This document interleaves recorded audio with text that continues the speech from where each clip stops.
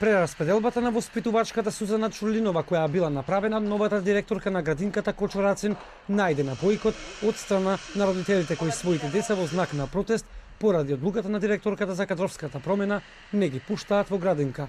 Родителите бараат народниот правобранител да ја преиспита одлуката на директорката и да им се овозможи на децата да го продолжат психофизичкиот развој покрај воспитувачката со која веќе го имале првиот контакт.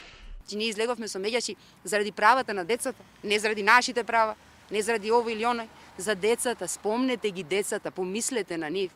Навистина нека не им го одзема во општество правото на правилен психофизички раст и развој на овие деца. Воспитувачката да си ја заврши годината со децата, значи да си го заврши воспитно-образовниот процес.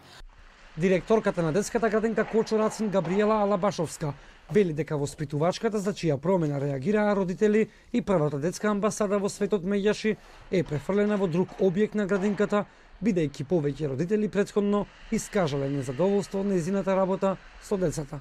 Тврдам дека мојата одлука е согласна законот и единствено во интерес на децата. Категорично ги демантирам изјавите дека децата плачеле и ја барале старата воспитувачка. Процесот на згрижување на децата се одвива тековно и без проблеми. Што се однесува до наводниот бојкот организиран од некои родители, сметам дека тоа е на штета на децата, а написите на ранците се злоупотреба. Од Министерството за труд и социјална политика велат дека самото вработување и распределување на кадарот е во надлежност на општините, односно на директорите на установите за детска заштита, а од општина Центар велат дека надлежноста при вршење на кадровски промени е во надлежност на директорката на градинката Кочурацин.